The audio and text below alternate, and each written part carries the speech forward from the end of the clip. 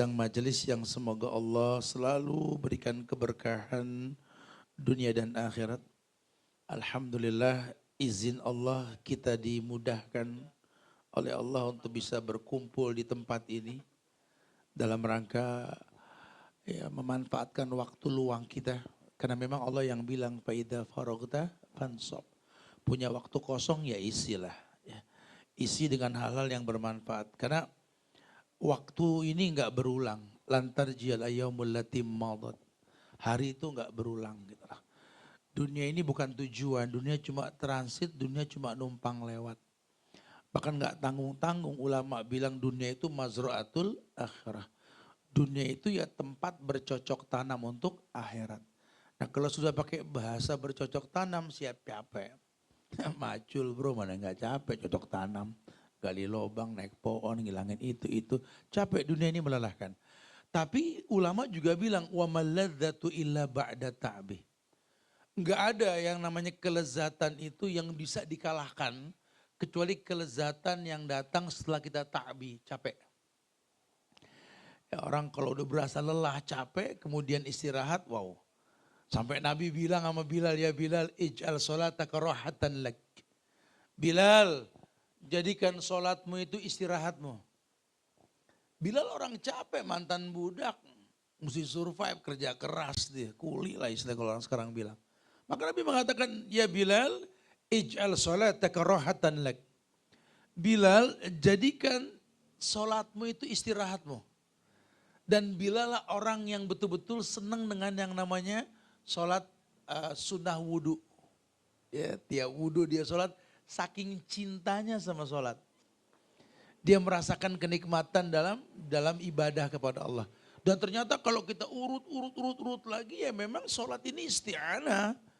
Wasta'inu bisabri wassholah. Makanya kalau ada orang yang mungkin belum kenal Allah banget, hidupnya banyakan melo, ya sedih aja. Kan efeknya kan featuring susah nantinya gitu loh. Kenapa? Berburuk sangka sama Allah. Ini orang nih kalau udah buruk sangka dia gak kenal Tuhan. Padahal dia tiba ngaca juga udah paham betapa sempurnanya Allah ciptakan dirinya. Cuma karena memang bagus menurut dia ini yang bikin sedih. Sudah sering kok dipakai bahasa yang paling gampang. Orang mau gimana ke bentuknya. Tinggi, pendek, kurus, bulat, putih, hitam, pesek, mancung, belok sipit, jojos keriting, malis. Doa ngacanya sama. Allahumma kama hasanta khalqi wa hasin khulqi. Ya Allah seperti kau baguskan tampangku, baguskan akhlakku. Kan doa ngaca begitu. Ya Allah seperti kau baguskan tampangku, baguskan akhlakku. Katanya yang jelek gue bagus dari mana gitu loh. Ya karena menurut dia, kalau menurut Allah ahsan. Ahsanut taqwim, ahsan itu the best, terbaik. Apapun bentuknya Allah gak peduli. Nabi mengatakan innallaha la yanzuru ila suwarikum wala ila ajsamikum. Karena Allah gak ngelihat dari penampilan dan bentuk tubuh kalian. Walakin yanzuru ila qulubikum wa amalikum. Yang Allah lihat hati dan perbuatan. Bicara hati tentu bicara yang dilihat, bicara yang didengar. Apa yang kau lihat, apa yang kau dengar, itulah warna hatimu. Yang keluar itulah yang terbaik. Makanya beratnya hidup dan sedihnya hidup ini kan karena tuntutan di luar batas kemampuan. Ya, kita mesti punya sifat qanaah. Itu kanzun. Harta karun dalam diri manusia kalau punya sifat qanaah. Enggak gampang komplain dengan takdir. Karena dalam lawang memang hidup ini ngejalanin takdir bukan bikin takdir. Betul ada pepatah, ada kata-kata bijak bahwa hidup ini adalah sejarah yang kita tulis. Tapi tetap itu proses kalau sejarah. Takdir ya telah ditentukan. Sering kok kuping kita dengar Ustadz nyampein. Innallaha qaddara maqadiral khalaik qabla ahyalukas samawati wal ard bi khamsina alfasana.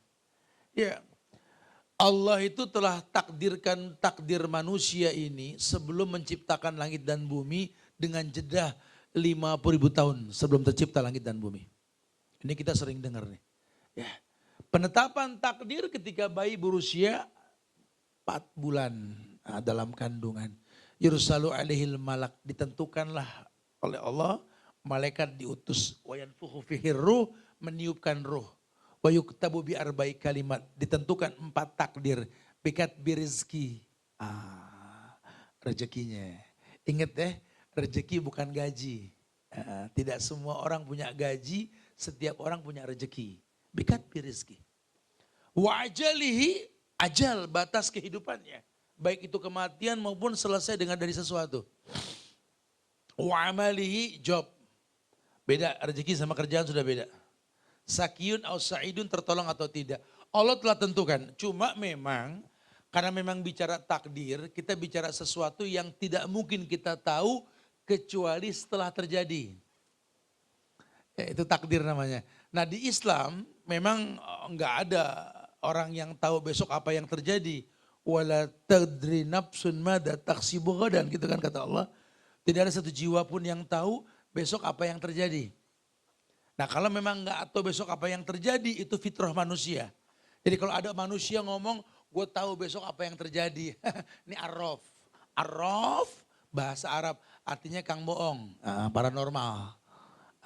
Orang di luar batas normal manusia tahu besok apa yang terjadi. Tuhan yang nyiptain dia bilang, wala tadri nafsun mada taksibu ghadan. Tuhan yang ngomong gitu. Enggak ada satu jiwa pun yang tahu besok apa yang terjadi. Nih orang bilang tahu. Di atas Tuhan ini orang gitu loh. Jadi jangan gampang percaya kita pegang hukum nih. Hukum asal manusia enggak tahu besok apa yang terjadi. Makanya Islam turunkan syariat. Kalau pengen yang terjadi besok itu baik, kata Allah, man amila solihan min dzakarin au unsa wa huwa mu'min falanuhyanahu hayatan thayyibah. Allah janji berikan kehidupan yang baik di yang akan datang kalau orang tersebut hari ini beramal yang benar. Amal soleh, amal yang sesuai dengan syariat. Ada firman Allahnya, ada sabda Rasulnya, dan sahabat memang melakukan. Wahuwa mu'min, tapi tetap syaratnya dia beriman.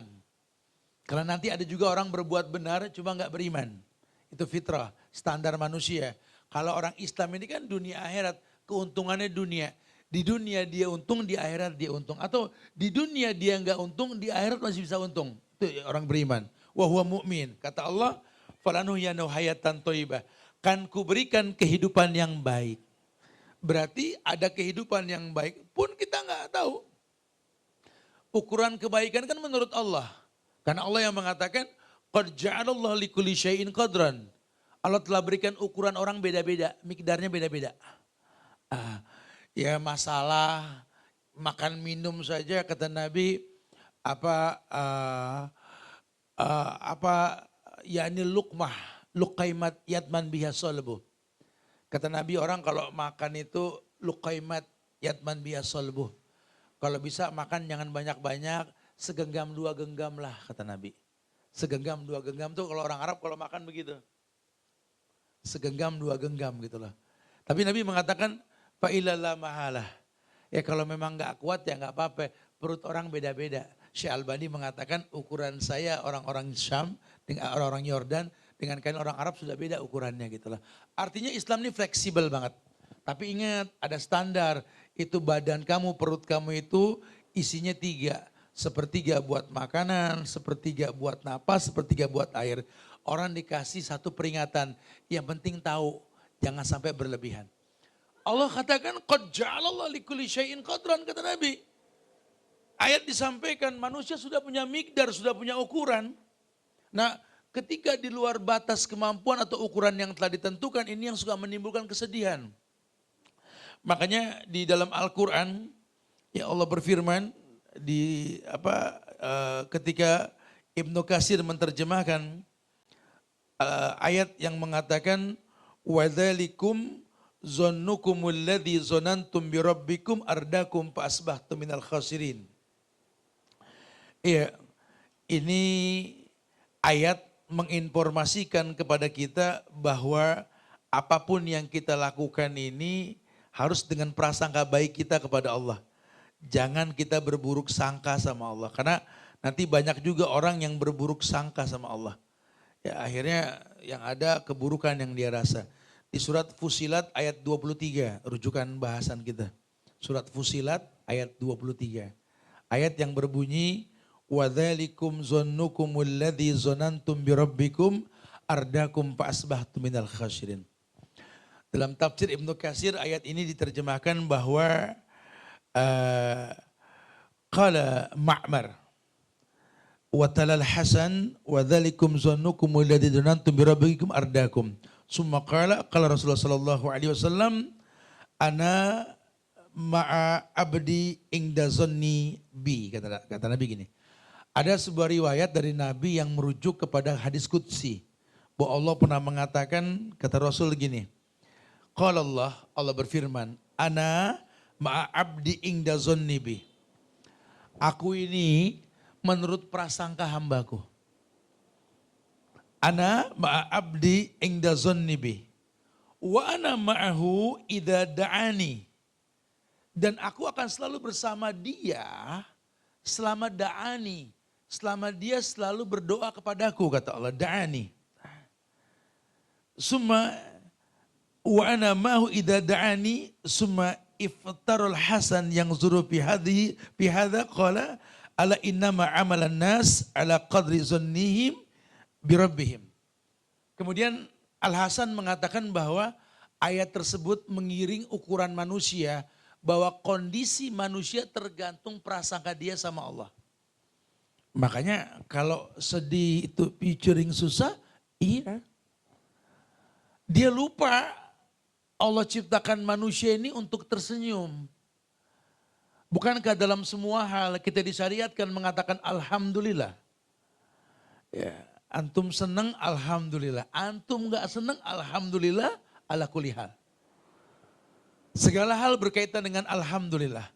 Orang bangun tidur mau di atas kasur yang super ukurannya, mahal harganya, atau mungkin kasur jelek boleh minjem sama tetangga, atau mungkin di atas stiker yang sudah nggak layak pakai. Cukup tidak cukup waktu tidurnya, tetap bangun tidur ada doa yang sama. Alhamdulillahilladzi ahyana ba'da ma amatana wa ilaihin nusyur. Sok orang mau di rumah mewah, atau rumah kontrakan, betelan, atau apartemen, atau numpang merem lah, atau mungkin di mobil atau di bis atau di mana kita tidur, jangan di motor yang penting gitu ya. Ya, kita baca doa sebelum merem ini, bismika Allahumma amutu ahya. Ya tolong jangan dikaitkan sama kasur, karena merem di mana saja. Allah jadikan merem itu nu'asan amanata minhum, ngantuk itu nikmat. Yang penting antum merem dimanapun ada doanya, antuna melek dimanapun ada doanya. Yang ingin saya tekankan ini, ketika kita melek di tempat yang mungkin gak layak kita untuk mengatakan alhamdulillah. Tapi Allah katakan lah sama. Alhamdulillah, antum tanya sama orang Arab. Di pojokan negeri Arab manapun orang kalau bilang alhamdulillah pasti smile. Alhamdulillah enggak, alhamdulillah enggak. Disuruh senyum, berprasangka baik. Ya, dan kita juga berhusnuzon karena kalau orang kenal Allah, ya kan orang sedih karena enggak kenal Allah. Allah sudah bilang la yukallifullahu nafsan. Allah enggak mungkin uji manusia di luar batas kemampuan. Cuma yang jadi permasalahan karena dia tidak kenal Allah. Pentingnya kita melihat bagaimana cara ulama menyampaikan kebaikan yang merujuk kepada contoh Rasulullah Sallallahu Alaihi Wasallam. Ya kalau ulama kan menekankan di beberapa kajian itu kan kalau ulama sunnah yang siqah, yang enggak diragukan keagamaannya, beliau akan menekankan sekali setiap dakwahnya itu berisi tauhid. Tauhid itu nomor satu, akidah itu penting banget gitu loh. Rasul juga mencontohkan 23 tahun beliau berdakwah di Mekah, Madinah selama hidupnya. 13 tahun pertama itu dakwah tauhid. Ya, ayat yang kita ulang-ulang dan kita senang banget sama tuh ayat. Penekanan tauhid. Qul huwallahu ahad tuh. Yang ujungnya Allahu somad. Semua orang meminta kepada Allah. Allah tahu. Orang akan mengatakan Allahu somad. Hatta orang yang gak bagus agamanya pun akan mengatakan kepada temannya, udah lu minta sama yang di atas bro. Kita minta deh sama Allah, apapun yang terjadi, walaupun dia gak tahu. Cuma karena memang fitrah manusia itu suka meminta kepada Allah, seperti itu. Cuma Allah yang diminta ngasih bocoran. Kata Allah kalau mau minta memang aku tempat diminta, ana as-samad. Cuma tolong, minta itu ada aturannya. Kul huwallahu ahad baru Allahu samad.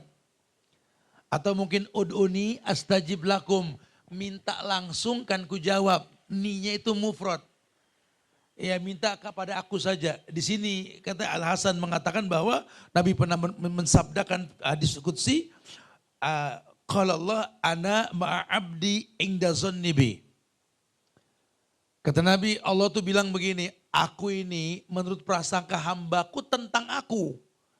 Jadi kalau hambaku merasakan bangun pagi dalam kondisi yang sama, ini kita di Jaksel nih ya, Jakarta Selatan sekarang posisi kita.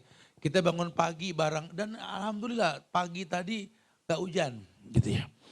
Alhamdulillah ala kulli hal. Kita pengen hujan cuma Allah gak hujan kan. Ada yang bangun senang bayangin bakal kumpul sama teman-teman Rotujana nih. Dikala di Kalijaga ini. Kita bisa belajar di sini gitu loh. Ada juga yang ruwet. Bayangin ya Allah udah pagi lagi ya Allah. Mana yang dilihat dia lagi ya Allah, dia lagi ya Allah. Kayak gak ada yang lain gitu ya. Gak berani apa bilang apa dong ya. Jadi beda-beda, momentumnya beda-beda. Tapi doanya sama, tahmid, alhamdulillah. Karena memang orang bisa bersyukur kepada Allah karena tahu apa yang dia tuju gitu loh. Ya kayak orang nuntut ilmu punya hirsun. Hirsun itu punya kemauan yang kuat. Karena dia tahu pasti beda antara orang yang berilmu dengan yang tidak berilmu. Makanya punya hirsun kemauan yang kuat. Enggak. Aneh mesti belajar. Bicara bisa enggak urusan Tuhan, yang penting belajar aja dulu. Karena beda bro, orang kalau belajar sama yang enggak belajar beda. Kan Allah yang mengatakan kul hal yastawil ladina ya'lamuna wal ladina la ya'lamun. Apakah sama orang yang berilmu dengan yang tidak berilmu? Innama yatadzakkaru ulul albab. Yang paham ini ulil albab. Siapa ulil albab? Orang-orang berakal. Orang yang otaknya ini enggak berhenti berpikir. Hatinya selalu bersyukur kepada Allah. Qiyaman wa qu'udan wa ala junubihim. Berdiri, duduk, berbaring. Wa yatafakkaruna fi khalqis samawati wal ard. Rabbana ma khalaqta hadha batilan subhanaka faqina adzabannar. Ya, dia nggak ada suuzon sama Allah, dia berhusnuzon. Karena kalau dia nggak paham maksud Tuhan, bukan dia bersuuzon. Dia akan bertanya sama orang yang berilmu tentang apa yang Tuhan inginkan sebenarnya. Aduh anak bingung bro, udah banting tulang pada ngilu bro, modal habis buat modal dagang. Ini Tuhan kayak nggak pengen anak tajir, begitu bahasanya. Kalau sekarang ngomong asal ceplok batok gitu ya. Aduh nggak tahu dasar. Kayaknya kita udah kehabisan jurus tat. Kalau orang Betawi bilang mah sisik ganjil tat, ayam nendang kemana juga miring gitu loh. Habis modal tat, habis modal. Ya Allah teorinya mah gampang, beli, jual, untung kan enak, simpel. Tapi kan rezeki Tuhan yang ngatur. Karena mungkin Allah tahu targetnya bukan tajir, targetnya itu bertakwa kepada Allah. Allah yang paham, Anda mungkin tipikal little korun gitu loh. Bukan little giant, little korun bro. Kalau teman-teman kita little giant tau banget. Ini little korun ya. Ente tipe orang nih kalau tajir dikit lupa kiblat. Dia mendingan susah tak temannya marbot. Kemana-mana istighfar, nggak boleh kaget dikit, astagfirullah, subhanallah. Di zaman susah, seneng dikit lupa. Ya mungkin begitu Allah tahu. Dan Allah paham sekali memang ini yang terbaik buat dia. Makanya ketika kita berhusnuzon, nggak usah takut miskin, nggak bakal kita kelaparan, kaya kita nggak bakal berlebihan gitu loh. Kalau kita berhusnuzon ya, makanya bro, kita nih banting tulang di waktu kerja, besok Senin lah kita kerja gitu ya. Itu jangan beranggapan semangat kita dari pagi hingga sore itu menambah jumlah bilangan rezeki loh. Enggak. Rezekinya sama, cuma kualitasnya bro. Jangan dibilang aneh lembur tat, makanya dapat lebih tat. Besok masuk rumah sakit loh, seri-seri juga gitu. Anak kalau nggak lembur tat, nggak dapat double tat income tat. Iya lo apa begadang lembur, jajan mulu, habis-habis juga. Enggak begitu ukurannya. Bro, kita ini cuma ngejalanin takdir. Ya pegang nih akidah nih. Kita cuma ngejalanin takdir yang ada batasnya. Yang Allah pengen immas syakuran, immas saburan gitu loh. Makanya Ibnu Katsir menjelaskan perihal ini, beliau mengatakan bahwa Wa dzalikum zannukumul ladzi zanantum bi rabbikum ardakum fa asbatu minal khasirin. Ini prasangka. Itu prasangka burukmu sama Allah. Maka keburuk sangkaan kamu sama Allah itulah yang mengakibatkan yang akan datang tambah buruk. Supaya enggak ada keburukan lagi, kenali Allah. Berhusnuzon. Kamu jangan sampai beragama kaleng-kaleng. Ngaku muslim, Tuhannya Allah, nabinya Muhammad. Ketika ditanya siapa Allah bingung. Apa namanya kagak. Ngerti tauhid, Allahu alam. Tahu Nabi Muhammad, ya pernah dengar, begitu bahasanya. Apa itu Islam singkatan, Isya subuh lohor asar maghrib, kesimpulan hidup. Ini yang dibikin kaleng-kaleng. Jadi akhirnya ketika dapat ujian, komplain sama Tuhan. Kalau Tuhan mau ajak ngomong, situ yang bingung nanti. Lawang kenal tidak minta diuji kan gak mungkin. Justru ujian yang Allah berikan itu lambang cintanya Allah gitu lah. Innallah idza ahabba kauman ibtalahum. Kata Nabi kan begitu. Allah kalau cinta sama satu kaum, jangankan orang per orang, per kaum. Ibtalahum, Allah uji. Allah uji. Orang supaya merasakan nikmatnya berlindung di balik rumah yang sederhana. Allah berikan hujan lebat, angin puting beliung. Hingga kocar kacir, lari orang. Masuk rumah, aduh, gak lepek deh, aduh. Baru merasakan nikmatnya rumah ketika kita gak kehujanan. Ya, halte jadi indah buat orang yang takut air. Kalau hujan semua di halte seret langsung. Kalau nggak gitu kita nggak ngobrol. Dari mana, kerja di mana, tinggal di mana. Dengan begitu Allah tahu manusia ini memang mesti digituin. Supaya dia tahu manfaat. Kita apa ya kalau bulan puasa Ramadan itu kayak air putih. Ya Allah kita di Jakarta nih kalau nenamu dikasih air putih mulu kadang mulut nyeletuk. Putih mulu nggak ada yang warna gitu loh. Suruh puasa. Kalau udah yang namanya puasa, kebagian air sampai bersyukurnya Masya Allah. Ya kita kalau umroh, kalau haji, di sana kan negeri yang gak ada air, cuma air paling gampang gitu dikasih berkah sama Allah. Seneng. Sampai ada agen air mineral di Jakarta, umroh. Di sana ada yang bagi-bagiin air, berebut minta juga. Kata, lu kan banyak di sana, lu bagi, jangan berebut. Kebiasaan suka minta sih ketimbang bagi gitu ya. Ya nikmat, orang dipres dulu. Baru merasakan. Dan ternyata memang bukti nyata di masyarakat, tidak sedikit orang sukses itu memang dibesarkan di tempat yang dia nggak suka. Ya, orang-orang hebat itu hasil didikan keras. Kalau cuma tiba ngambil daging sama air kelapa mah ya tinggal bacok minum. Kalau pengen dapat minyak kelapa nunggu waktu. Ya, itu disogok kelapa tua nggak bagus, tunggu jatuh. Tanya Kang Bika Ambon. No. Kalau kelapanya itu bukan kelapa boleh jatuhan, beda rasanya. Ya, mesti jatuh dari atas dulu. Udah jatuh kebanting, kelapa makin tua makin bagus buahnya itu.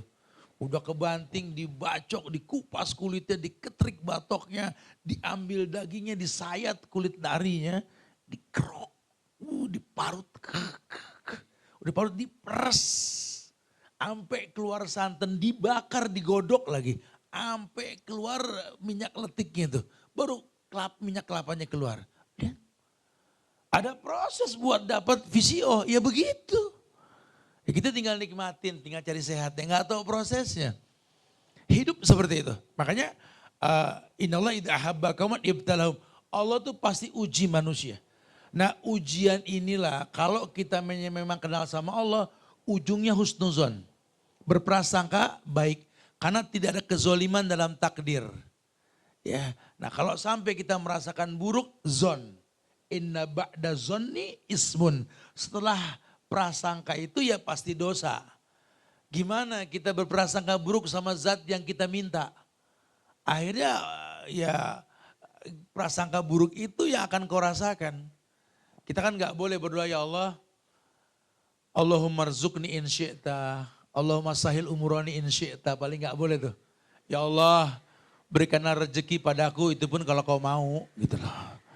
Ya Allah berikanlah kemuliaan itu pun kalau kau mau. Ini orang sudah pesimis dalam doa. Ya habis gimana gak pesimis Tad? Kalau bicara doa, Tat, duluan aneh sama Ustadz berdoa. Emang tuaan dia, banyakan aneh, Tat, cuma kagak pernah keturutan. Nah begini bro, bukan siapa yang duluan, bukan siapa yang belakangan, bukan banyak atau dikit, kualitas doanya. Yang jadi masalah buat ente ini, ente minta ke Tuhan yang ente nggak tahu. Tuhan ente yang dibilang Allah itu bilang, walillahil asmaul husna fad'uhu biha. Allah tuh punya nama-nama yang sempurna, minta dengan nama tersebut. Kamu nggak pernah minta, kamu nggak pernah minta dengan namanya, cuma minta langsung to the point. Kamu lupa Allah berikan rezeki, ukurannya Allah yang tahu. Qad ja'alallahu likulli syai'in qadran. Cuma karena sifat hasad dan iri kamu itu maksa Tuhan untuk paham yang kamu mau. Nabi contoh kan minta rezeki nggak usah bicara bilangan. Allahumma rzuqni rizqan halalan thayyiban. Allahumma inni as'aluka ilman nafian wa rizqan thayyiban wa amalan mutaqabbalan. Betul? Udah, pokoknya rezeki yang baik, ilmu yang baik. Anda yang kalau minta sama Tuhan, ya Allah, nyari 5 juta aja deh. Begitu bahasanya. Ente atur Tuhan. Anda menganggap bahwa yang akan datang dengan 5 juta khair, baik. Enggak, baik menurut Allah. Tugas itu cuma menjalani takdir. Kalau seperti yang diinginkan bersyukurlah. La in syakartum la azidanakum. Karena kau bersyukur ku tambah berarti tamam, tepat. Tapi kalau enggak sesuai, ya sabar. Dan gak usah khawatir, innallaha ma'asobin, Allah bersama orang yang sabar. Maka dikatakan bahwa wa ana mahu idza da'ani. Dan aku ini setelah dia sangka tentang aku ini ada bersamanya kalau dia berdoa kepada aku, da'ani. Bahkan dikatakan bahwa innama amalun nasi ala qadri zannihim birabbihim. Karena ukuran baik buruknya pekerjaan seorang hamba itu berlandaskan prasangka baik buruknya kepada Tuhannya. Dahsyat ya. Ya nggak cukup dari awal takbir sholat kita baca Al-Fatihah. Situ kita mengatakan Bismillahirrahmanirrahim. Alhamdulillahi Rabbil Alamin. Ar-Rahmanir-Rahim.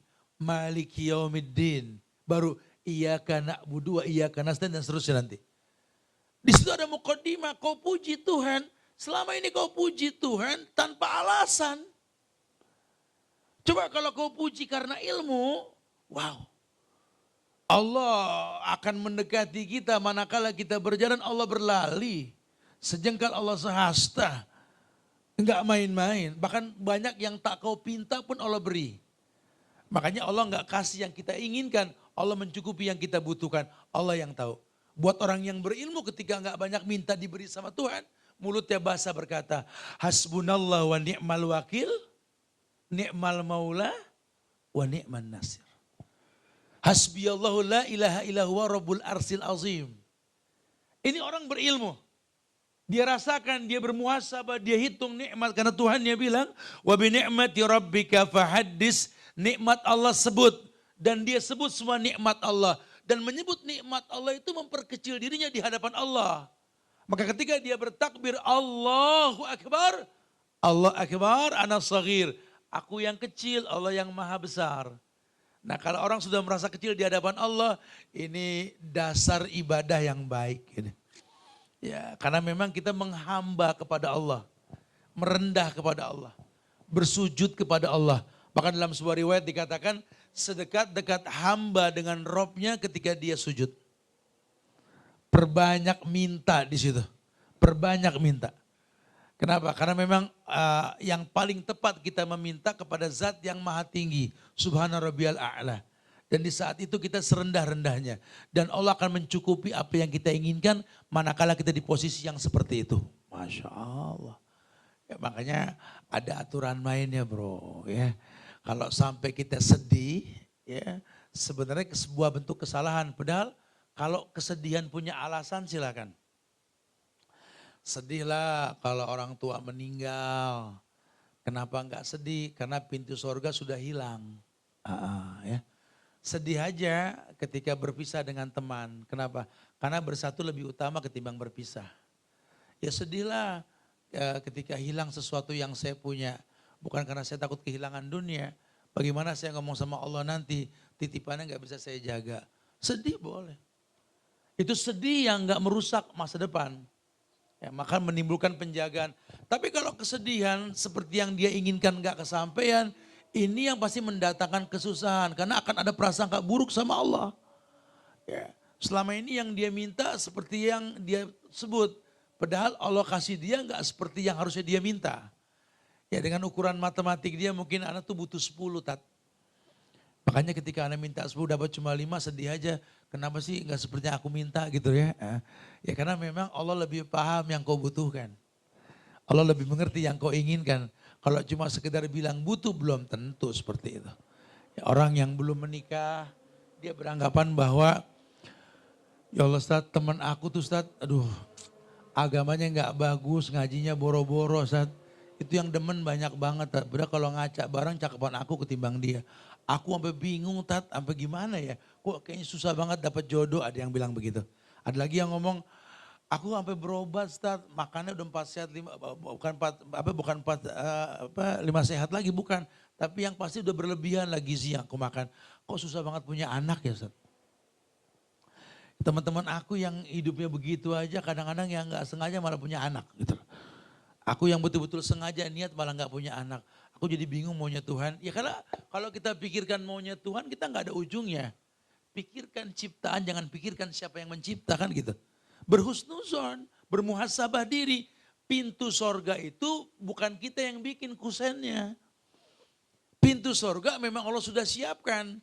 Kebanyakan dari kita ini pengen bikin kusen pintu sorga sendiri.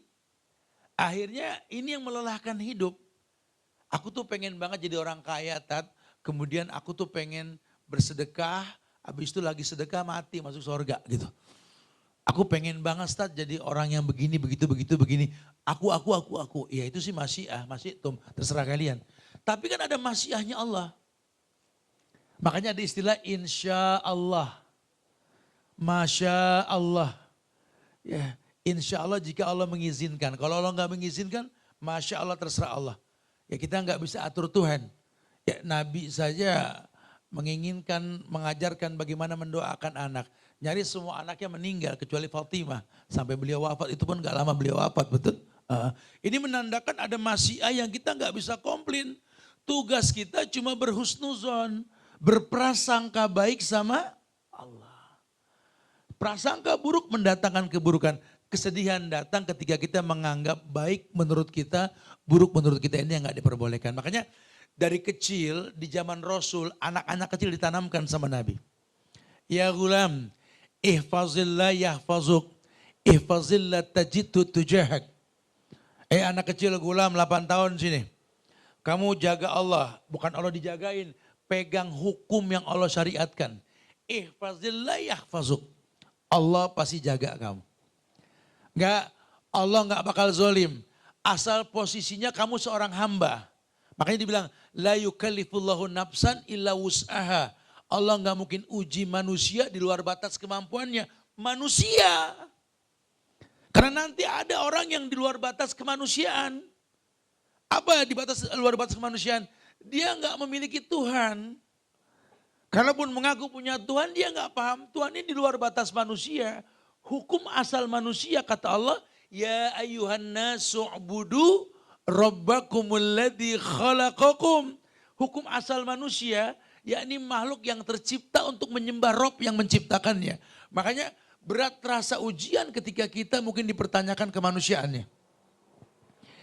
Orang kalau sudah kenal manusia, kenal dirinya, paham dirinya manusia, dia sadar bahwa dia manusia, dia tercipta, dia akan mengembalikan semua yang ada dalam masalah hidupnya kepada yang menciptakan dirinya. Disitulah kata yang paling layak kita ucapkan, la haula wala quwata illa billah. La haula wala quwata illa billah. Tidak ada kekuatan kecuali milik Allah. Ya, kita nggak bisa pilih takdir, cuma modal husnuzon. Tidak ada takdir yang buruk. Yang kita minta sama Allah, afrigh alayya sabran wasabbit aqdami wangsurni alal qaumil kafirin. Ya Allah, afrigh alayya sabran, berikanlah kesabaran kepada kami ya Allah. Kuatkan kaki ini ya Allah menghadapi kenyataan hidup ya Allah. Sambil dia fokus Wa ma khalaqtul jinna wal insa illa liya'budun.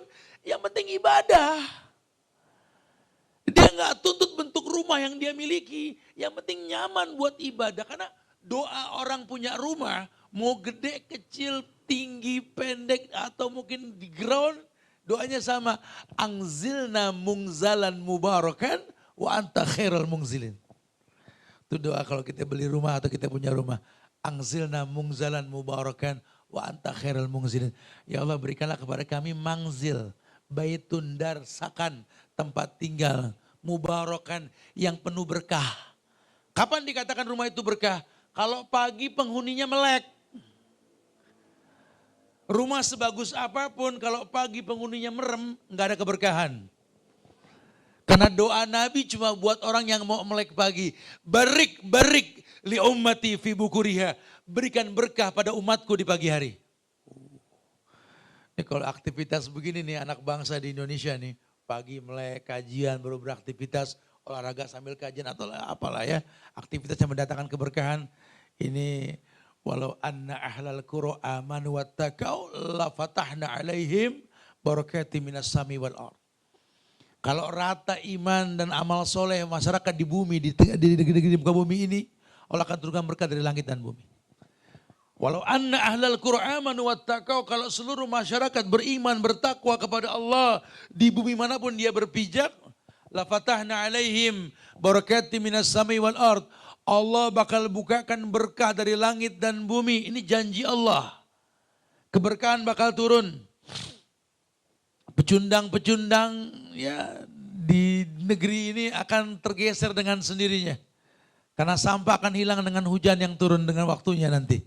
Ya, jadi kita nggak usah khawatir. Yang penting istiqomah di atas fitrah kebenaran. Diri kita tercipta untuk beribadah. Nah teman-teman yang Allah muliakan. Kebetulan juga kita nggak pengen ceramah, sebenarnya kita pengen dialog nih ya, lebih kepada dialog ya.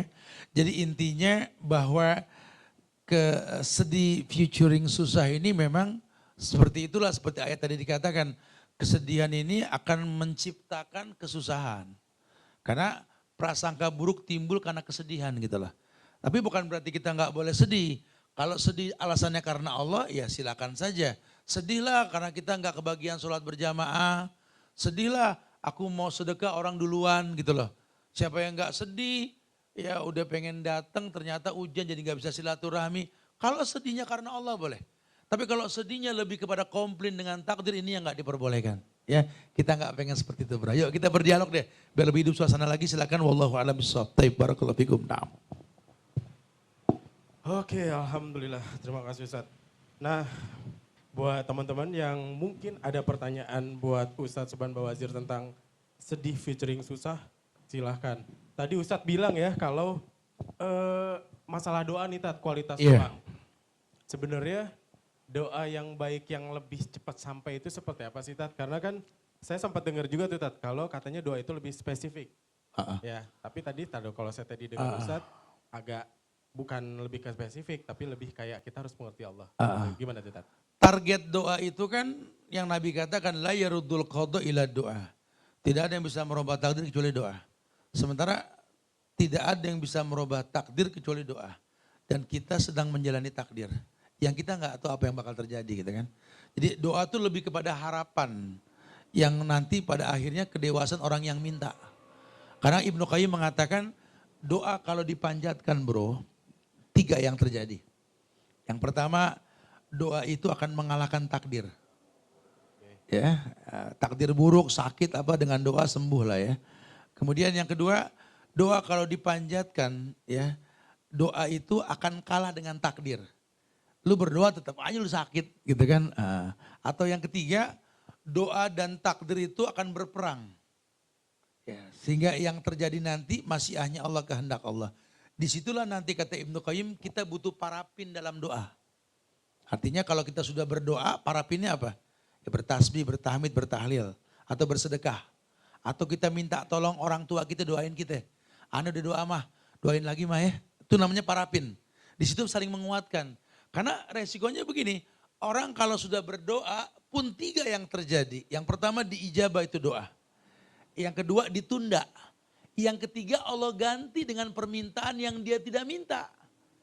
Karena orang suka minta kan karena nafsu, bukan karena ilmu. Ya, akhirnya kalau Allah kasih, wah kacau. Contoh yang paling gampang deh. Semua orang tua yang udah punya anak disekolahin. Aneh yakin pasti mintanya supaya anaknya pinter. Ya Allah, jadikan anak kami anak yang pinter. Enggak ada orang tua berani, ya Allah anaknya satu bahlulin deh. Enggak ada yang berani gitu loh. Pasti semuanya pinter betul. Kebayang gak loh, kalau semuanya doa diterima. Semua anak pinter, enggak ada yang bahlul. Guru nganggur. Lu gak ngajar tat, udah pada pinter gitu loh. Ya karena dia minta gak mikir panjang. Kebodohan anak itu rezeki buat guru. Semua orang minta sehat. Kebayang kalau Allah kasih semua orang di Jaksel sehat nih sekarang nih. Gak ada yang sakit. Lah RSPP gulung tikar betul. Gelap amat di gedong, gulung tikar tat, pada sehat orang sini gitu. Rumah sakit ya, rezeki dokter yang melalui kita gitu loh. Ya ini yang kita kadang-kadang lupa nih. Kadang penderitaan kita tuh nikmat buat orang ataupun sebaliknya. Nah kita berhusnuzon, makanya nggak ada keburukan dalam takdir. Wallahu a'lam. Nah. Siap, oke. Ada teman-teman yang mau bertanya? Oke. Belakang udah angkat tangan. Ya, sudah. Betul, ya. Banyak banget ini Ustaz. Ya, itu nanti ada bagian yang deketin sebentar ya. Assalamualaikum warahmatullahi wabarakatuh. Waalaikumsalam warahmatullahi wabarakatuh. Ustadz, saya mau cerita sedikit aja dulu ya Ustadz ya. Rohimahullah suami saya itu tadinya bekerja di luar negeri selama 23 tahun baru pulang. Tapi pulang itu dalam keadaan setelah sakit kena stroke 2 kali di sana di Amerika. Pulang ke sini sebenarnya udah sakit dok, masih sakit, tapi tidak bicara, tidak ngomong dengan anak-anaknya, dengan istrinya juga tidak ngomong.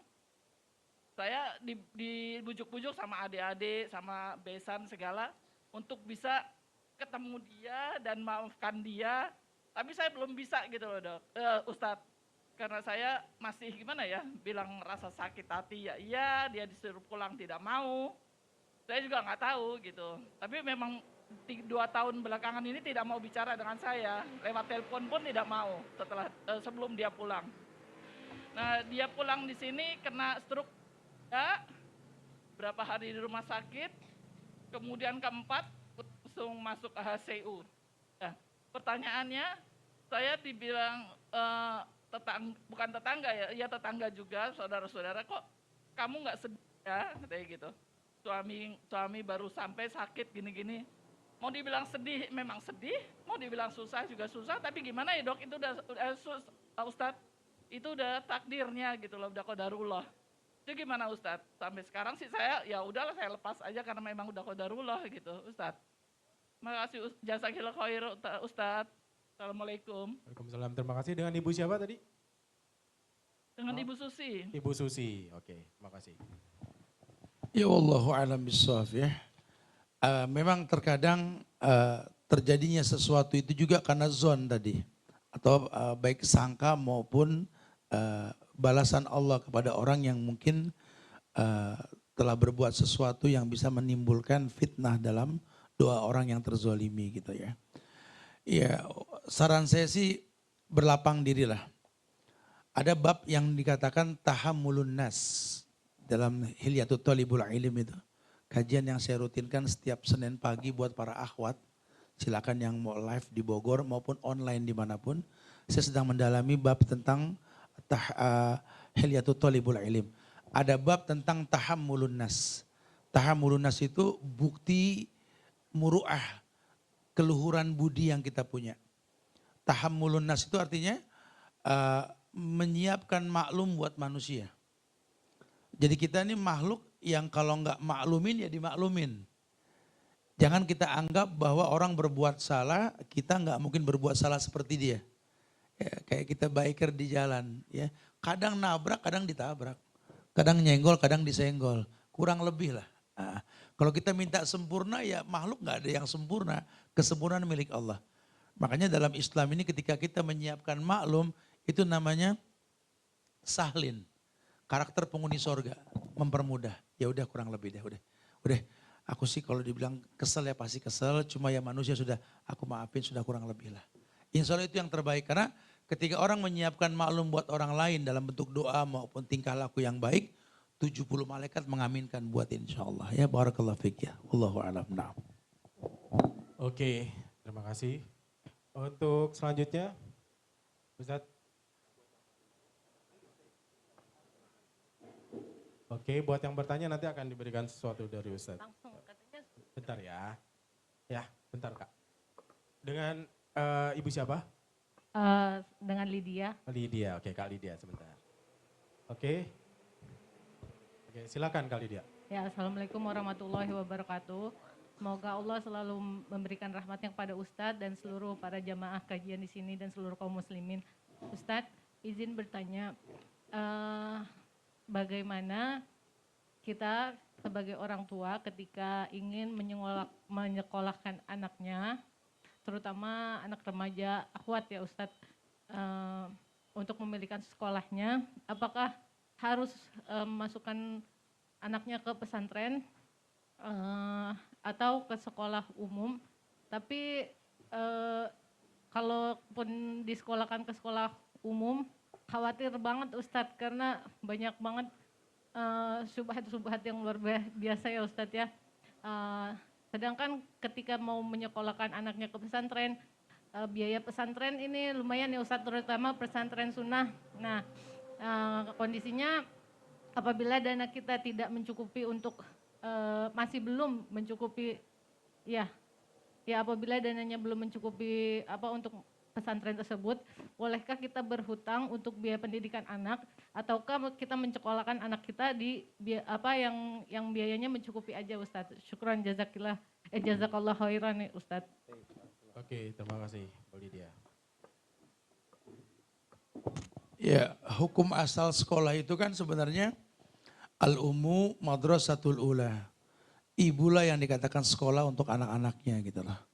Sehingga nanti ketika orang menyekolahkan anak ke sekolah luar, karena keinginan dan ketidaksanggupan ibu untuk mendidik lebih lanjut. Yang paling baik kalau ibunya pinter, dia anak bisa dibikin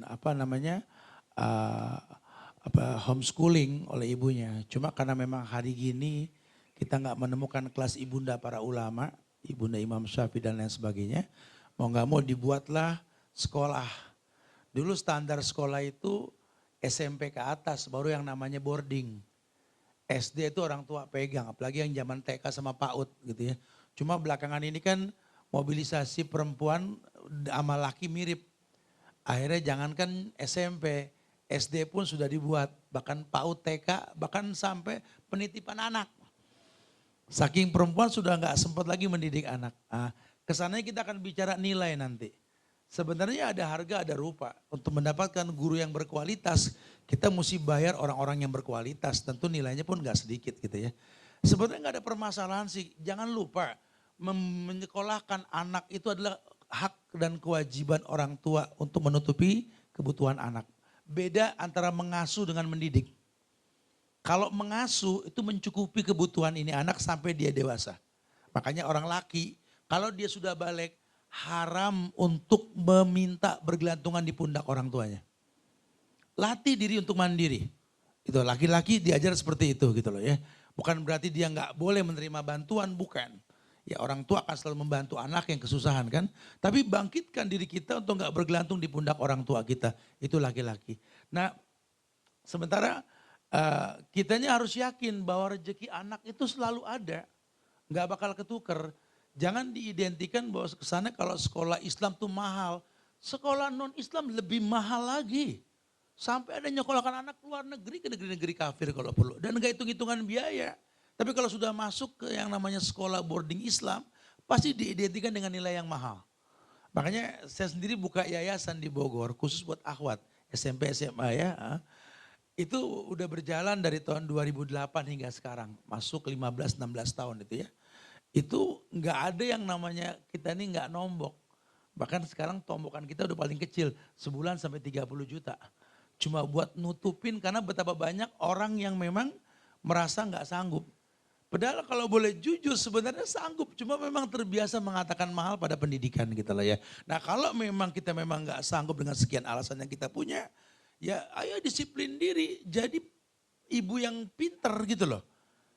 Jangan dibikin bertele-tele nih anak. Pada akhirnya kan ini anak gede yang dibutuhkan cuma apa?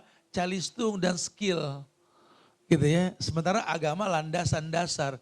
Hafal Quran, banyak hafalan hadis, sisanya calistung dan dia punya skill. Hidup.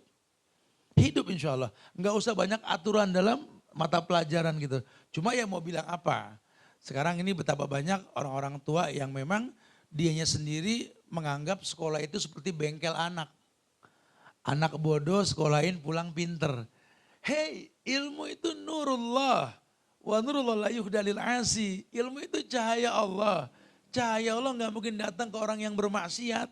Mesti ada kerjasama dalam mendidik anak. Gitu ya. Jadi intinya sih sebenarnya belajar di mana aja nggak masalah. Yang penting nih anak dipersiapkan untuk bisa hidup survive di atas dunia. Dengan standar agama yang tentunya hafalan Quran, hafalan hadis, mengenal Allah, mengenal Nabi Muhammad, mengenal Islam. Sisanya dia bisa ngitung, dia bisa baca, dia punya skill. Cukup insya Allah. Wallahu a'lam. Barakallahu fiik. Naam.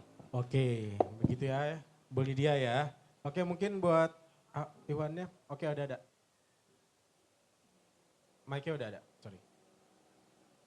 Paling belakang tuh, Kang. Jadi Bu Lydia, sekolahnya anak sesuai dengan kemampuan orang tua juga kali ya, Ustaz ya. Oh iya, buat Bu Lydia nih.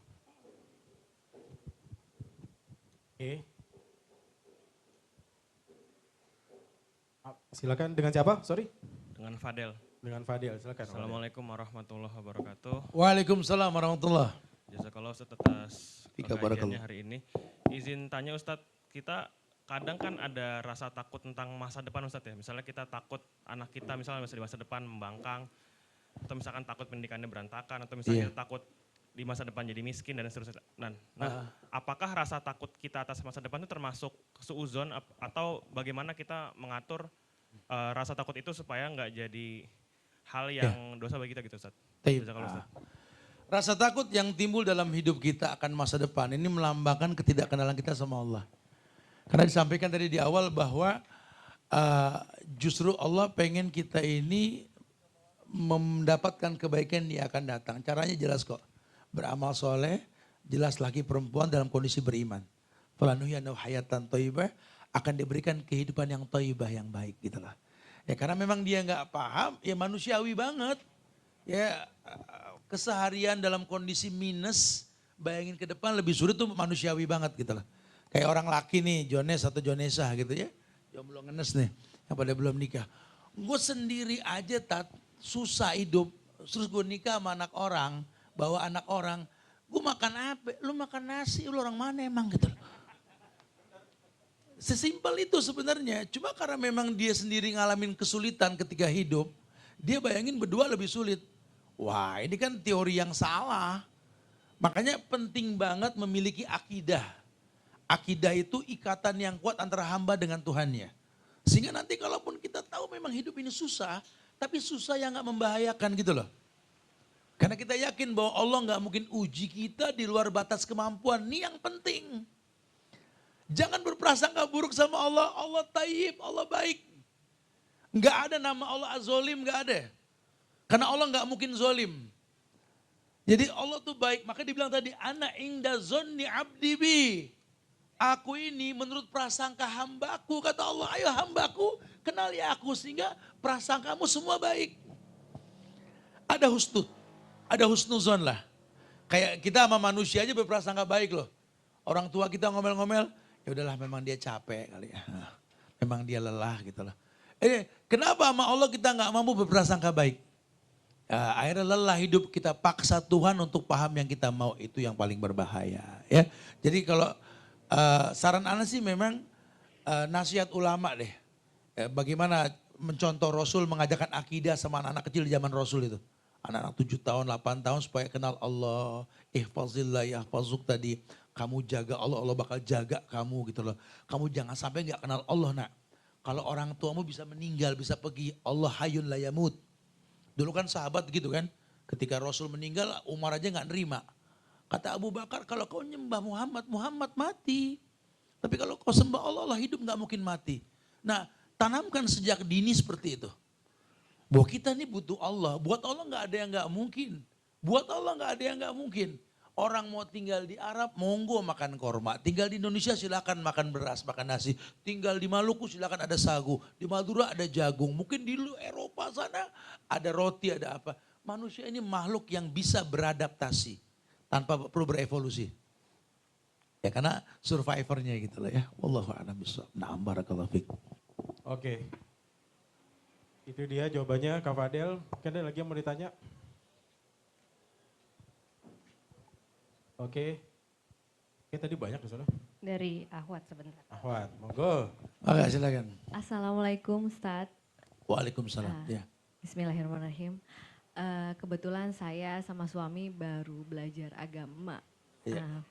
Mau tanya Ustadz, kita kan memang adalah kita lagi belajar dengan salah satu orang berilmu Ustadz ya. Nah yang saya sama suami agak bingung nih, kita tuh harus gimana gitu. Ketika Ustadz itu menyampaikan satu kebenaran, tapi di sisi lain kita mengetahui bahwa setelah turun mimbar kehidupannya berbeda dengan yang diucapkan gitu Ustadz. Nah apa yang harus kami lakukan? Itu aja sih. Terima kasih. Assalamualaikum warahmatullahi wabarakatuh. Waalaikumsalam warahmatullahi. Dengan kasih apa? Gita. Gita. Oke. Iya. Intinya apa poinnya Jadi setelah apa yang dijelaskan sama Ustadz pada balik dia kenyataan hidupnya itu agak berbeda gitu Tad. iya, nah. Gini, nanti buka tafsir surat Al-Ahqaf ini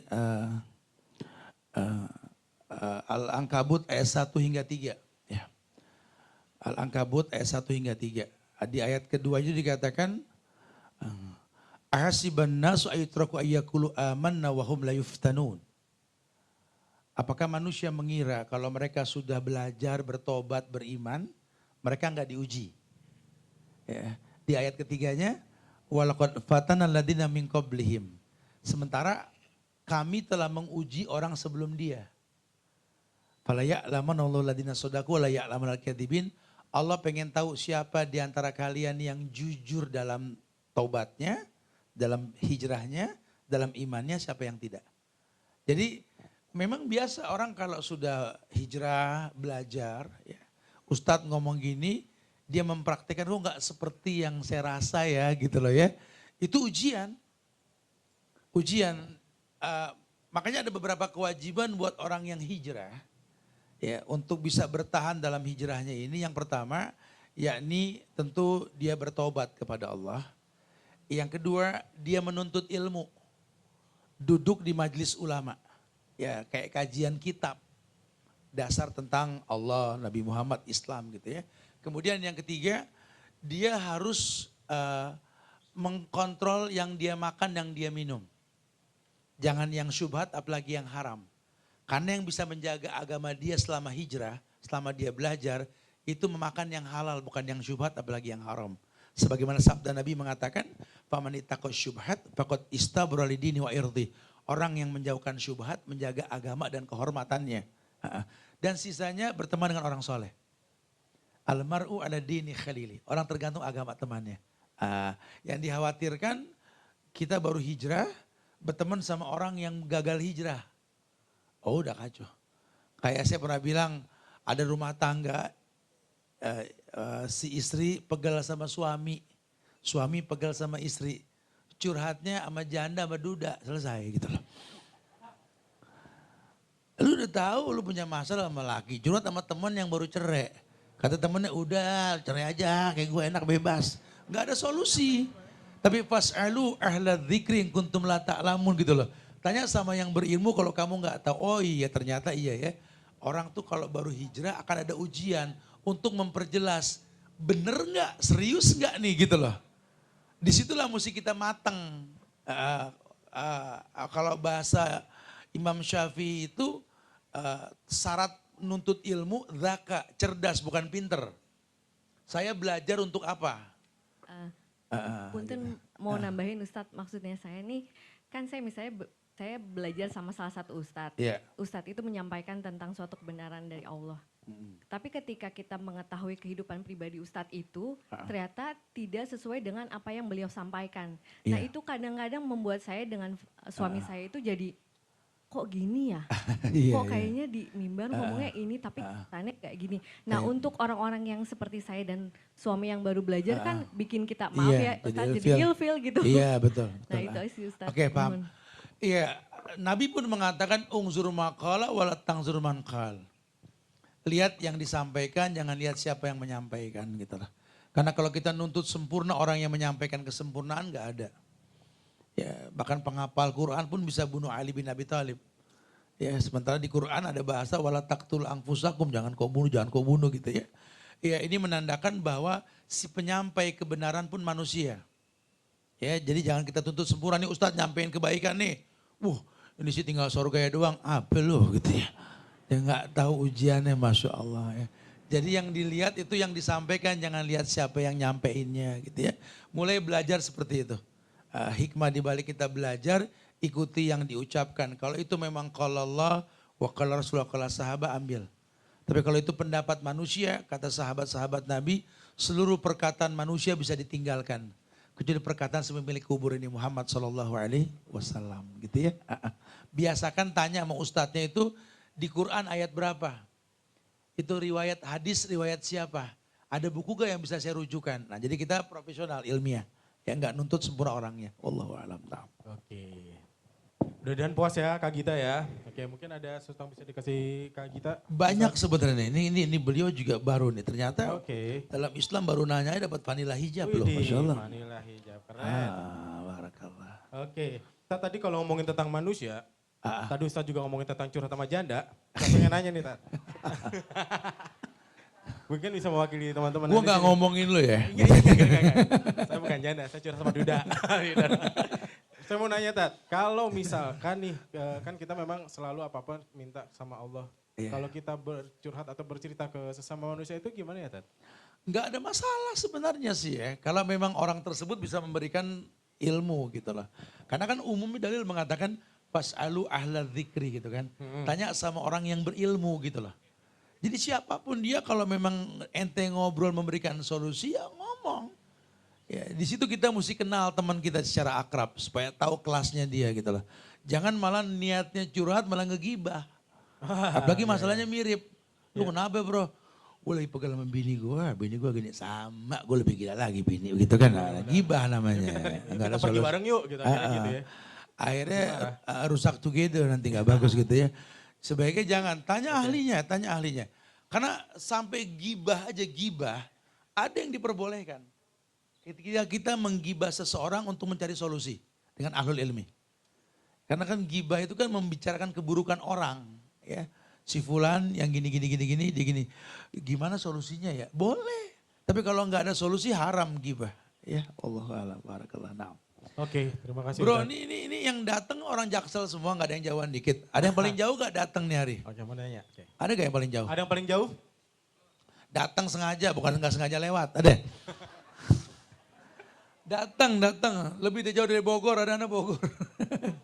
Oh, Makassar ya? datang buat kajian. Bapak dari Makassar? Makassar, datang Wah, buat kajian. Ntar dulu, aku tanya dulu, kan lu yang Makassar nih. Ya. Assalamualaikum, ada yang paling jauh kayak nih sampai Ente Makassar- sampai bawa koper nih. Ente Makassar datang kemari buat kajian? Kagak, dia transit doang lu. Oke, dari Ada yang Nada bawa nih. koper dari Madiun. Oh, buat khusus- kajian. Buat Iya. kajian. Pindahan kali. Diusir kali ya dari kosan. Oke. Datang buat kajian, bawa koper. Serius? Spesial. Masya Allah. Apa? Dari Gambir turun langsung ke sini. Wah, Oh Masya Allah. Boleh deh bro, kasih uang jajan bro. Nah, Siap. nanti ada nama panitia ada ya. kasih bubur ayam. Ada insya Allah. Oke. Harus panitia. Oke. Panitia nih gue bagi nih panitia nih. Nih kasih panitia nih. Oke. Nanti ada tuh hitung-hitung ngopi sambil ngaturin tas lagi nanti insya Allah ya. Ini ada yang datang sekarang sengaja datang bawa keluarga paling banyak ada. Iya. Dibawa semua Nah, nih, itu kita ada kajian di Blok M yuk. Ibu kajian bawa yuk. siapa aja? Anak saya 2 sama suami. Berempat berarti ya? Iya. Oh. Oh. Ada yang lebih dari 4 orang datang. Itu berapa? Hah? 6 orang, siapa aja tuh? Oh 5. 5. Ada 4, ada 5. Ada lagi yang lebih? Oh, 5? dibawa semua satu mobil. 6, ada yang lihat atas 6. 6 juga sama. 6 juga, 6 juga. 6 paling banyak ya. 6 duluan paling yang kebagian nih kalau nggak ada yang lebih dari 6 ya. 6 yang pertama nanti ke panitia ada etapan buat bahan bakar pulang insya Allah. Siap. Oke, ini 6 yang ini nih, yang Bapak baju putih. Silakan yang mau Ini nanya. Pak Pandi. Silakan yang mau tanya. Dengan Kak siapa? Ya, Assalamualaikum warahmatullahi wabarakatuh. Waalaikumsalam warahmatullahi ya. Ya, Ustadz, perkenalkan teman-teman semua, nama saya Aufar dari Jakarta Selatan kebetulan. Yang ingin saya tanyakan adalah gini Ustadz, bagaimana menghadapi kondisi di saat misalnya ada suatu perubahan dari sisi kita di suatu lingkungan Ustadz, dan tetapi lingkungan kita tuh tidak menerima gitu Ustadz. Akhirnya banyak orang-orang di sekitar kita yang tidak suka dengan kita gitu ya. Adakah doa khusus Ustadz untuk membuat teman-teman di lingkungan kita menjadi suka kepada kita gitu. Barakallah, na'am. Terima kasih Ustaz. Kalau saya paling senang ada tantangan kayak gitu tuh. Karena gini, hukum asal orang beragama itu punya karakter penghuni sorga bro. Qoribin, hayin, sahlin. Hukum asal orang beragama itu jadi qorib, jadi gampang akrab sama orang. Hayin, lembut, sahlin, mudah. Kalau sampai pemahaman agama kita malah membuat kita jauh dari orang yang harus dekat sama kita introspeksi diri. Jangan-jangan kita ini melakukan perbuatan yang menjadi penyebab futur. Ghulu. Ghulu itu berlebihan dalam beragama. Dan ini proses. Banyak orang yang hijrah kemudian merasa paling benar. Dia lupa bahwa dia benar juga pakai proses. Sementara dia pengen orang langsung berubah. Ini masalah sebenarnya. Ya. Nah di Islam ini dalam mendakwakan manusia, kata Nabi, asli nafsak yasluhlakan nas. Asli nafsak yasluhlakan nas. Kritisi dirimu, orang lain terkritisi. Gitu loh. Jadi kita nggak disibukkan sama kekurangan orang lain ketika menjadi hakim dalam hidup kita. Karena kita beragama buat Allah bukan buat dia. Dan harusnya makin berilmu kita makin tahu ada tolaqotul wajhi. Tolaqotul wajhi itu memiliki keceriaan pada wajah. Tahammulun nas tadi, menyiapkan maklum sama manusia. Itu basic banget loh, namanya muru'ah bro. Muru'ah itu budi pekerti yang luhur. Orang kalau makin beragama, makin punya modal. Dia punya modal untuk qorib, jadi akrab sama orang. Tadinya dia tegang aja kayak makan pagar, betul ya. Sama orang nyureng aja hawanya gitu loh. Sekarang ketika dia sudah ngaji kayaknya lebih luas. Karena dia tahu, gila bro gue tuh ini manusia bro, pasti gak sempurna. Nah Nabi gue bilang sebaik-baik manusia yang paling bermanfaat buat manusia lain. Kesalahan gue selama ini bergaul, gue pengen orang itu gue ambil manfaatnya. Ternyata kagak, gue mulai berpikir kebalik sekarang. Gimana gue bermanfaat buat orang, itu yang cakep. Gitu ya. Sense of belongingnya timbul. Kita ngupas duren aja di rumah. Ya Allah gue gak tega ngebuka semua nih. Panggil bini, lu bisa bikinin kinca gak gitu loh.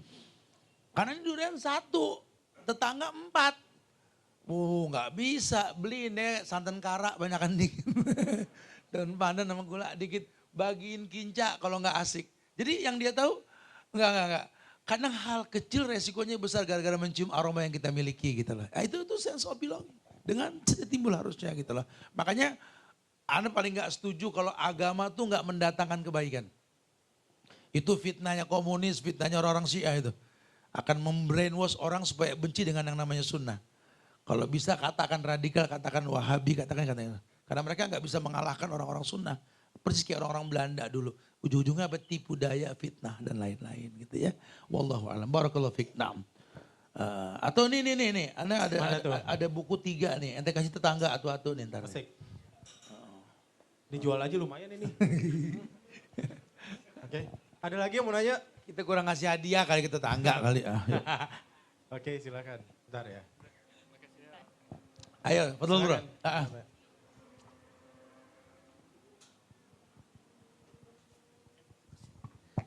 Assalamualaikum warahmatullahi wabarakatuh. Waalaikumsalam warahmatullahi. Nama saya Rino, saya dari Pondok Pinang, Ustadz. Ya. Mau tanya Ustadz, tadi Ustadz kan cerita tentang bagaimana kita harus berprasangka baik terhadap Allah Subhanahu Wa Taala. Iya. Pertanyaannya adalah bagi tips dan trik dong Ustadz agar kita selalu hati kita, pikiran kita bisa terus berprasangka baik terhadap Allah Subhanahu wa taala. Baik, Itu. barakallah. Terima kasih. Tadi sudah disampaikan sepintas bahwa prasangka baik kita sama Allah itu kan buah yang dipetik dari pemahaman kita akan Allah gitu lah. Sebenarnya kalau kita kenal Allah, otomatis kita akan berhusnuzon bro. Karena Allah nggak mungkin zolim.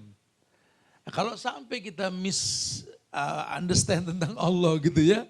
Ini karena memang kita gak kenal Allah. Ya Allah, ente ngaca, ente ngaca. Jangan tuntut ganteng menurut kita ya, menurut Allah.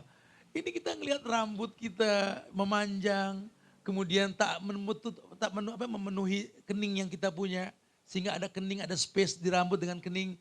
Ada bulu mata sama dengan rambut, tapi bulu mata gak pernah gondrong kayak rambut, betul?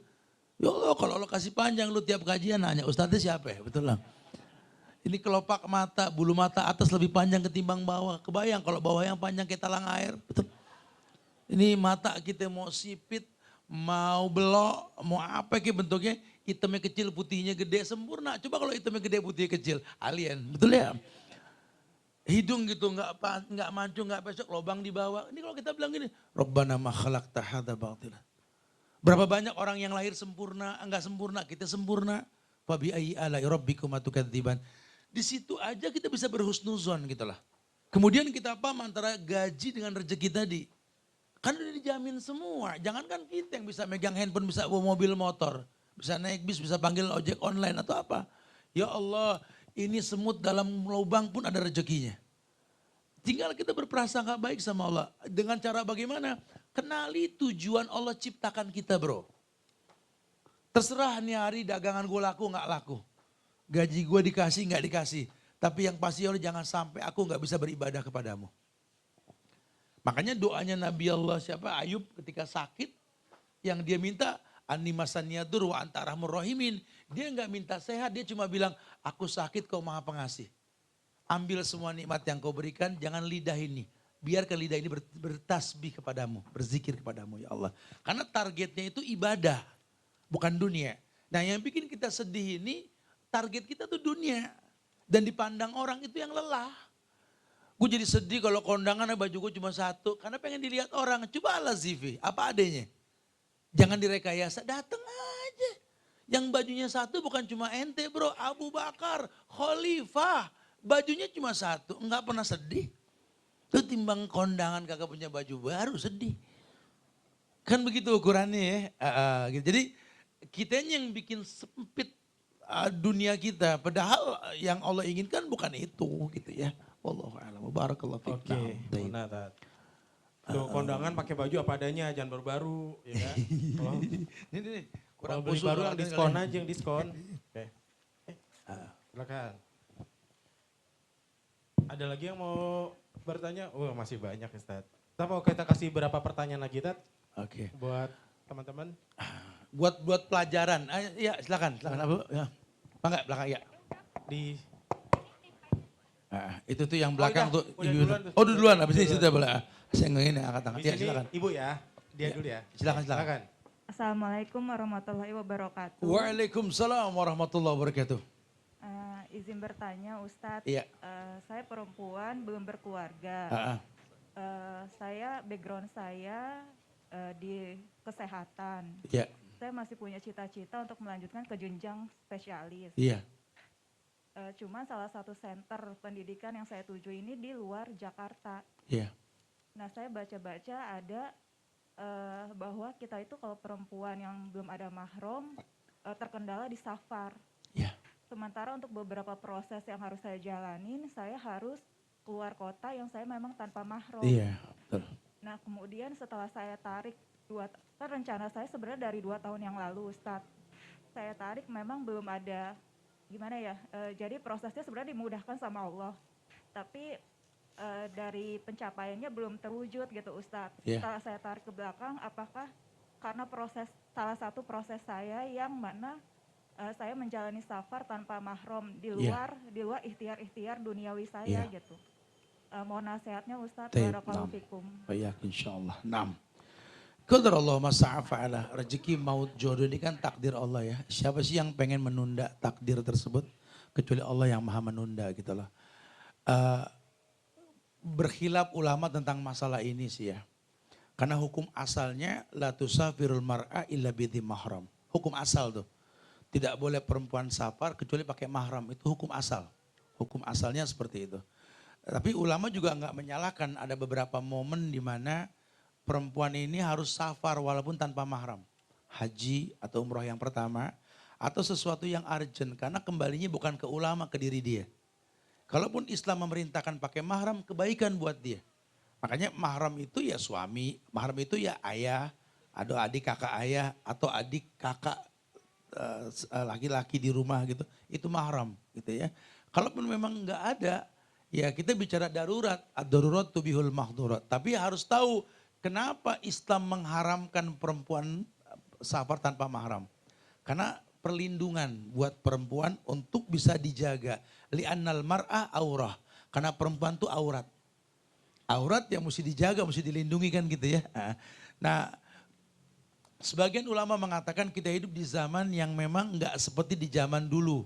Yang naik turun gunung, keluar masuk hutan, resikonya ada perampokan, inilah itulah. Kita tinggal di zaman yang semua gampang dikontrol dengan sosial media, ya, dengan telepon, dengan apa. Nah itu kehati-hatian semua. Jadi kalau memang kamu harus keluar tanpa mahram, kamu yang mesti kasih alasan ke Allah. Kenapa? Karena urgensinya memang seperti itu saat ini. Syukur-syukur dengan begitu menjadi alasan kamu minta sama Allah, dalam waktu dekat Allah kasih jodoh buat kamu insya Allah. Barakallahu fiik ya, insya Allah mudah-mudahan. Ya. Oke. Boleh lah. Untuk nemenin mahramnya kita kasih pandilah hijab kita deh. Kita kasih 2 pertanyaan lagi ya nanti ya. Oke, ini untuk ibu ini, Kafira. Ya silakan tadi ibu yang angkat tangan, saya sudah terlanjur nunjuk tadi kesian. Betul, silakan ya. Saya ya. Bismillahirrahmanirrahim. Di belakang lu sebentar, saya tunjuk belakang. Tapi habis ibu ya. Mangga silakan. Ibu pegang dulu, pegang. Ya silakan belakang. Assalamualaikum warahmatullahi wabarakatuh. Waalaikumsalam warahmatullahi. Iya silakan. Iya seperti yang Ustadz tadi bilang kan kita Masya Allah ya kaum muslim tuh harus bisa merangkul sesaudara muslim kita untuk menuju ke jalan yang lebih baik gitu. Amin. Ya. Alangkah baiknya kita seperti itu. Tapi maaf Ustadz mungkin ini nggak relate. Tapi saya nih sebagai hamba Allah ini jujur sifat saya jelek sekali kalau menghadapi maraknya berita kasus tentang LGBT Ustadz. Bahkan saya sampai punya temen, lalu saya posting di Instagram saya, kalau LGBT itu tuh benar-benar ngeganggu banget. Terus habis itu hubungan kami renggang. Saya cerita ke suami saya, suami terus yang gaskan, jangan mau kalah. Pokoknya kita harus terus, kita harus memerangi hal seperti itu.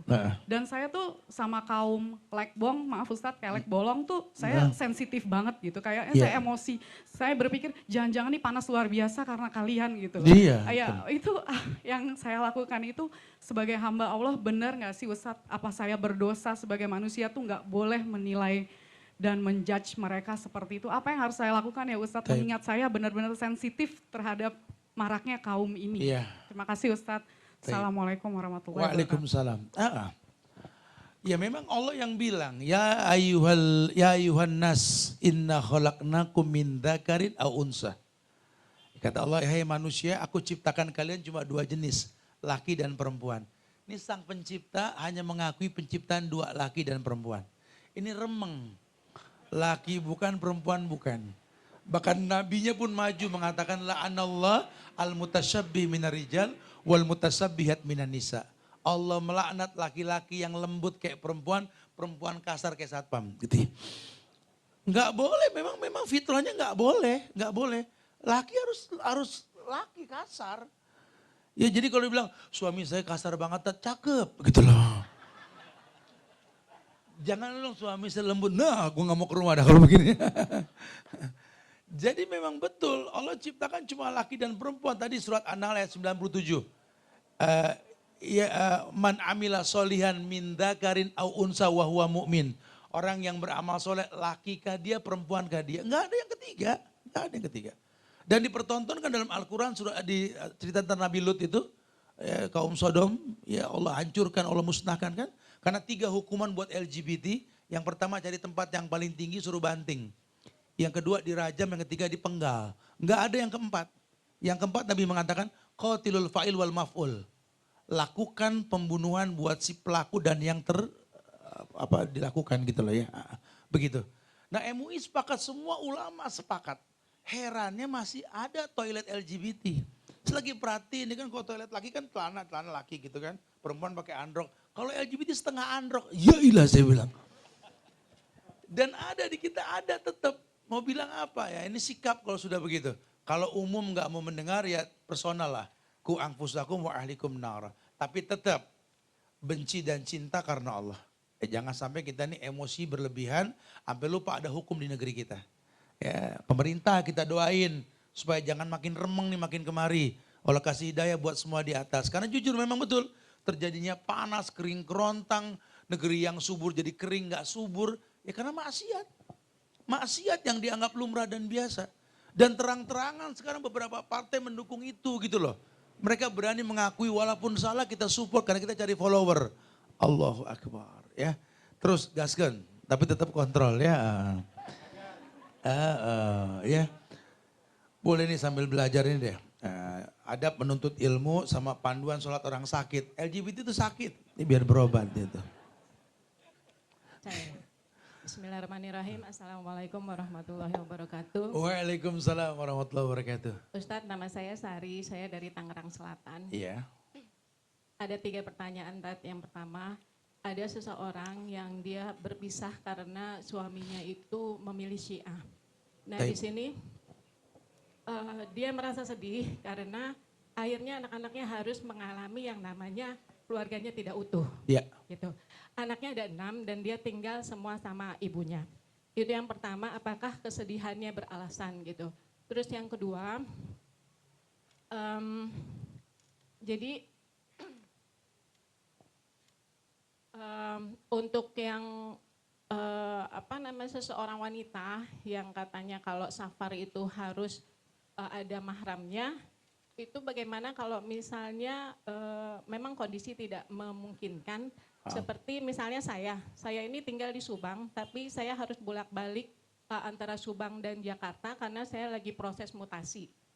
Jadi mutasi itu butuh waktu selama belum ada SK dari BKN, itu saya harus tetap mengajar di tempat dinas yang awal. Sedangkan anak-anak saya itu saya sekolahkan di Subang. Nah di situ saya kan sendiri ya, artinya tidak ada mahram. Apakah itu termasuk yang tidak menjalankan apa yang diharuskan gitu. Itu membuat saya sedih juga kalau misalnya memang itu melanggar. Kemudian yang ketiga, itu gini Tat, ada yang dia sudah berpisah ya, artinya menjanda. Kemudian dia dibilang sama anak-anaknya itu, ya sudahlah tidak usah menikah lagi, cukup urus anak-anak aja. Dan dia pun nyaman sebenarnya dengan keadaan seperti itu. Tapi kemudian dia bertemu mendapatkan hadis yang mengatakan bahwa sungguh malang, sampai Rasulullah menyebutkannya 3 kali, bagi laki-laki yang sendiri, dan demikian juga untuk bagi yang perempuan yang sendiri. Di situ pun akhirnya terjadi kesedihan, karena kan dilema gitu, mana yang mau diikuti, menikah kembali atau tetap bersendiri, karena memang menurut dia yang terjadi itu adalah qadarullah pasti yang terbaik gitu. Baik itu terima kasih. Assalamualaikum warahmatullahi wabarakatuh. Waalaikumsalam warahmatullahi ya. Iya sedih karena mungkin pasangan hidup enggak sejalan ya manusiawi. Apalagi sudah punya anak, ya kan sedihlah punya anak dari keturunan yang manhajnya atau mungkin akidahnya enggak sama. Mudah-mudahan jadi alasan kita minta hidayah buat orang tersebut sama Allah gitu ya. Yang kedua bicara mahram tadi, itu yang saya maksud tadi. Memiliki alasan untuk bilang sama Allah. Kenapa? Ini sudah buah yang dipetik, saya nggak bisa komentar kalau mangga itu nggak sempurna bentuknya. Karena dari awal dia yang nanam, dia yang metik gitu lah. Kan sudah masuk PNS atau sudah masuk sebuah pekerjaan yang memang punya sistem yang kita nggak bisa bilang keluar bu itu haram, nggak bisa begitu bahasanya ya. Ibu yang tahu prosesinya gitu lah. Sehingga urgensinya ya ibu yang tahu seperti apa harusnya. Semoga Allah ampunkan. Tapi bukan berarti dibenarkan safar tanpa mahram. Disitulah perempuan harus banyak istighfar. Saya kalau bimbing jamaah umroh tiap per 2 bulan saya bawa, saya selalu ngomong. Karena ada HAM, ada aturan agama, ada HAM. Aturan agama wajib pakai mahram kalian. Kalau aturan HAM di atas 45 sudah boleh gitu kan ya. Ini yang kadang-kadang kita dibenturkan dengan ini. Makanya kalau terpaksa memang ada yang tidak pakai mahram, saya bilang banyak istighfar. Karena biasanya masalah di perjalanan karena kemaksiatan. Akan ada urusan yang nggak selesai-selesai yang Allah ujikan sama kita karena kemaksiatan yang kita lakukan. Gitu. Makanya sepanjang banyak istighfar gitu ya. Adapun tentang masalah jodoh nggak usah khawatir. Jadilah perempuan yang soleha, karena Allah akan siapkan lelaki yang soleh buat kamu. Gitu ya. Siapapun yang melarang, yang mencegah, nggak ada yang bisa mencegah takdir. Ada yang bilang saya nggak mau nikah lagi, ya sekarang. Besok kalau balikan hatinya kita nggak tahu. Ya, atau mungkin ada yang pengen malah digagalkan, masih hanya Allah. Tapi yang pasti, kalau pada hari ini masih bisa berbuat baik, lakukan kebaikan. Allah muliakan kita insya Allah ya. Banyak-banyak istighfar lah ya, Masya Allah. Ini apa nih? Bukan. Ya bolehlah, ini karena pulang pergi Subang Jakarta, biar banyak pakai hijab ya. Ya. Iyalah pengajar gitu. Oke, satu lagi ada ya tadi. Silakan. Assalamualaikum warahmatullahi wabarakatuh. Ustaz. Waalaikumsalam warahmatullahi wabarakatuh. Saya Tia dari Bintaro. Izin bertanya, Tat. Dari kisah Nabi Zakaria alaihissalam dengan Maryam yang mendapatkan nikmat dari Allah, karomah ya, ada makanan. Lalu Nabi Zakaria berdoa, apakah itu juga kalau kita lihat orang lain dapat nikmat dari Allah, terus kita berdoa untuk diri kita sendiri atau untuk orang lain, itu juga merupakan waktu mustajab nggak Tat untuk berdoa? Taib. Tempat-tempat yang mustajab untuk kita berdoa beragam. Dari mulai sepertiga malam, ketika hujan turun, antara azan dan iqomah, ketika melihat penderitaan, kenikmatan, ketika Allah berikan kemudahan dalam hidup kita, macam ragam ya. Betul. Ya, sehingga kalau boleh digarisbawahi bahwa tempat mustajab doa itu ketika kita merasakan ada Allah di saat itu gitu loh. Ya, jadi kalau kita ngeliat orang, ya Allah senang banget ngeliat dia berhasil. Ya Allah mudah-mudahan anak juga seperti itu ya Allah. Boleh. Tempat yang mustajab. Bukan kita malah bersujon, ya dia lagi gue kapan. Bukan gitu bahasanya. Karena memang prasangka baik, dan itu prasangka baik gitu kan. Allah muliakan kita insya Allah. Intinya jangan berburuk sangka lah sampai levelnya doa Nabi Ayub tadi. Ani masaniyaduru antara murrahimin ya Allah, kau maha pengasih. Ya aku sedang kena sakit, kau maha pengasih. Enggak ada minta sehat tuh, enggak ada. Karena dia berhusnuzon sama Allah. Enggak ada sakit yang berbahaya kalau Allah yang kasih. La adwa, enggak ada penyakit yang menular. Ya. Wallahu a'lam, barakallahu fiik. Now. Oke, alhamdulillah. Mungkin sudah selesai. Masih ada lagi? Satu lagi ya. Oke, silakan.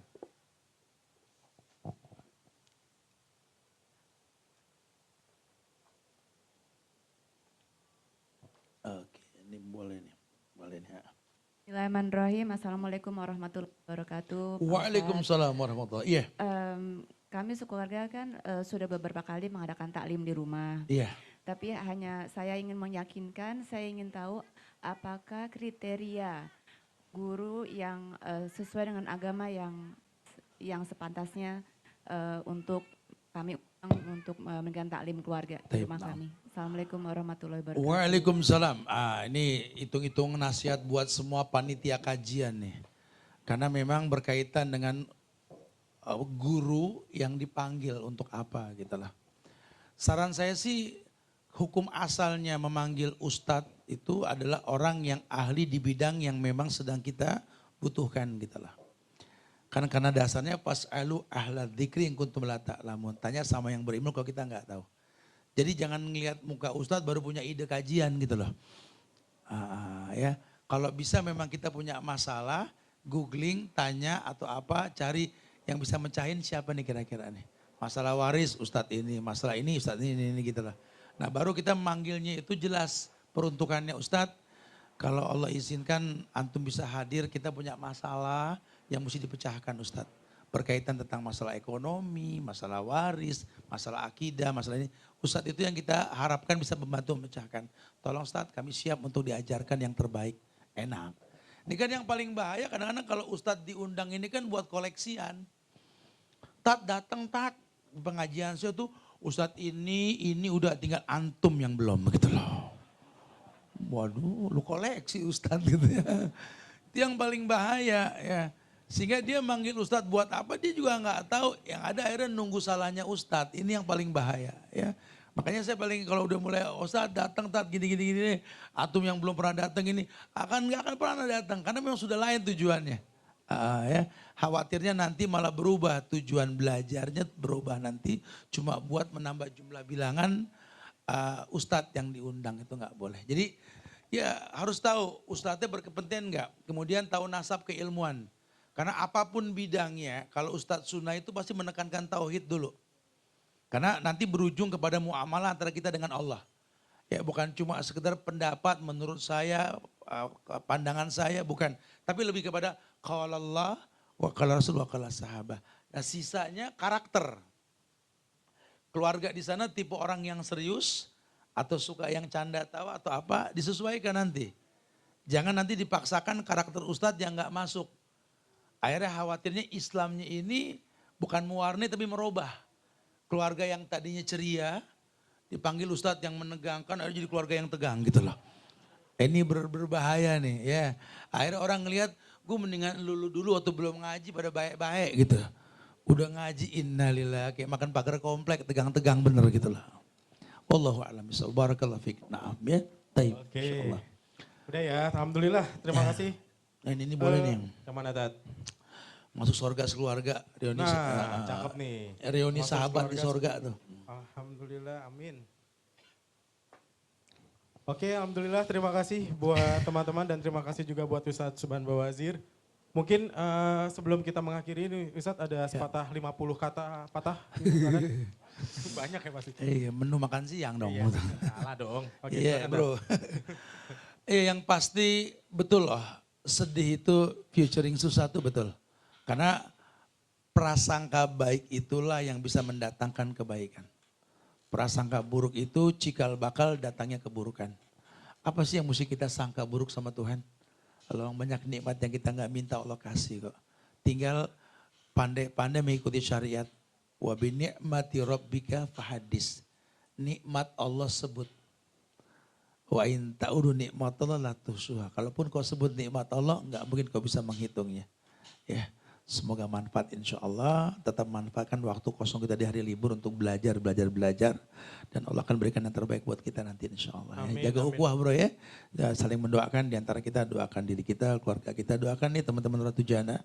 Dan doakan pula negeri kita tercinta Indonesia agar dijaga ukhuwah kebangsaannya ya.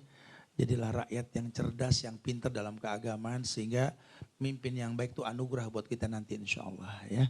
Doakan para pemimpin kita, semoga Allah selalu jaga, berikan hidayah buat mereka insya Allah ya. Wallahu a'lam bishawab. Silakan membawa acara. Assalamualaikum warahmatullahi wabarakatuh. Waalaikumsalam warahmatullahi wabarakatuh. Terima kasih teman-teman.